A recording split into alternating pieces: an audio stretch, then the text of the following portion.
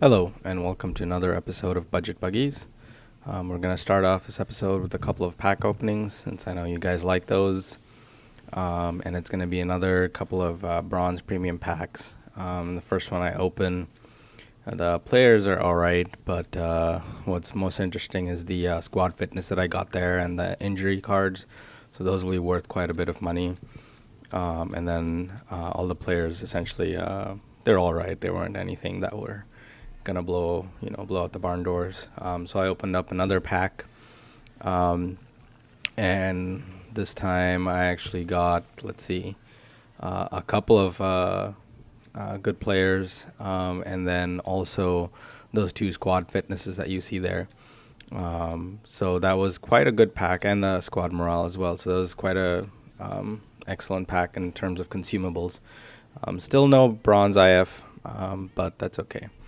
So right after that, I went into a match against this all Brazilian side with Nilmar and Pato up front. They're extremely, speedy customers, and a solid defense with Julio Cesar, David Luiz, and Lucio.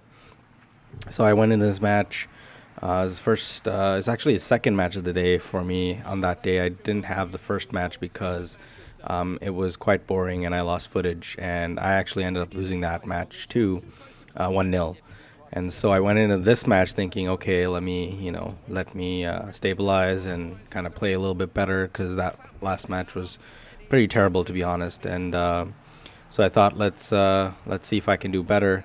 And unfortunately for me, this game was just a series of errors by me, and just good play from him, I guess, or her, my opponent. So essentially, this game was just absolutely terrible for me. I was just making all the wrong decisions as far as defense goes, and this guy was just more skilled than me. A nice little pass across the box. I've tried to tell myself that I'm going to stop calling them tramps just because they score against me. Luckily for us, this kind of weird header by Luis Pereira was able to get one back, and it was 2-1 down for me at that time. And so in the true Manchester United fashion, I just set it to ultra attacking, and then this happened. So again, bad defending from me, and if you give Alexander Pato that kind of space and time on the ball, he's gonna put it past you. And that was a great shot, actually. So I continued pressing, and I just did not have any luck, as you can see there. And then I just made more attacking decisions, and I was not able to keep up with the pace of this guy's attackers. And good finish by Nilmar. He's kind of an infuriating player to come up against because he's so fast. And once he's past your line of defense, you can forget about catching up to him. And again, I thought that was a penalty, but just sloppy play from me, and I was getting increasingly frustrated, increasingly more attacking. And that was probably a yellow card, but nice finish from Neymar, picking up the scraps. So that's how that game was going. It was all out Manchester United attack and just counters all day long. It was like the real life 6-1 for me. It was only 5-1, but it was just an awful game. I was just feeling so down after this game. I was like, do I even know how to play this game anymore? So then I queued up again, and I came up against this guy, which is really not a side I wanted to see. That is all good players, and pace on the wings, pace up front, and a Van Persie in the middle, and the defense of Joe Hart, Company, and Kolo Toure. I was just like, maybe that's just my luck today, is I'm gonna face teams like that. So I went into this game just knowing that I would have to work extra hard to not have another 5-1 fiasco on my hands. So I made sure that I would play a little bit more possession. And actually, this game ended up turning out to be one of the more exciting ones that I played. Essentially, in the 19th, 20th minute, Goes in, Van Persie does the defender and slots it past the keeper. There's really nothing you can do about that. And more bad defending from me. And I was just, it's a 21st minute, so I hadn't given up, but it was definitely a blow to me that, I was being scored against again. But, I picked myself up, kept possession, and then the 34th minute, a beautiful rolling finish past goalkeeper Joe Hart, Welbeck, bringing it back for us. And this was crucial for me and my team's confidence, really, that they can still believe in themselves. What control from Welbeck, and what a finish! I mean, that was as clinical as you want, really. And then in the 49th minute, this kind of interesting and weird goal, but I'm going to take him. I don't care if it's a garbage goal. I'm going to take it. He should really have cleared with Hart, but he wanted to play it out, and Anderson was the right place, right time. And this is all, I think, because I'd set my team to ultra-attacking, so they were just going for everything in the box. It would just be swarming all over. Left me a little bit vulnerable on defense, but that's the Manchester United way, I guess. That's the way I play with this team. And unfortunately for me, he was able to come back here and score one with Aguero. Good finish. I mean, that's really a poacher's goal, a finisher's goal. But a goal's a goal. It doesn't matter how it came about. And it was 2-2, and this was just the most intense game. I wasn't able to dictate the pace of the game, but there you see me just making sure it's set to ultra-attacking. 72nd minute. It's probably a little premature to leave my entire defense out, but this is what happens when you take your chances.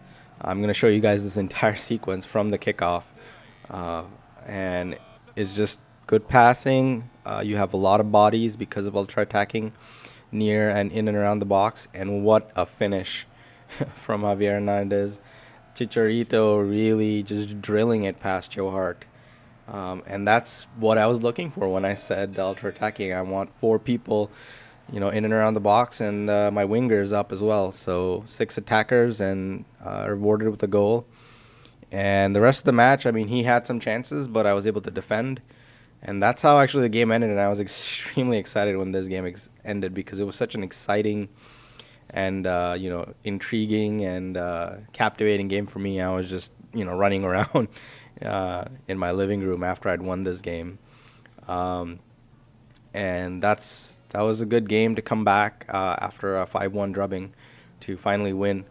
And then I came up against this guy, Serie A squad. Some good players there. Hamšík, obviously, and Cambiaso in defense. Philippe Mexes, not convinced about him, but Walter Samuel is pretty good, and Abiadi's a great goalkeeper. So I went up against this guy, and I'd had experience with Italian sides before, so I was kind of glad that he didn't have a Mikli, he didn't have an Abel Hernandez. He didn't have all those players that I've used that I know are awesome. And so, but at the same time, he has players that I don't know about. So as you can see, the footage is a little bit slow, and that's, again, it's a bug with my PVR, and I apologize for that. And then this game started out well. Nice through ball from Hernandez, and look at this control from him. It's just insane. Insane control from Chicharito there. And he's telling the crowd, all right, give me some love for that finish. He just controls it in front of the goalkeeper and puts it into the net with a nice little chip. Maybe having it in slow motion isn't too bad because these goals are nice.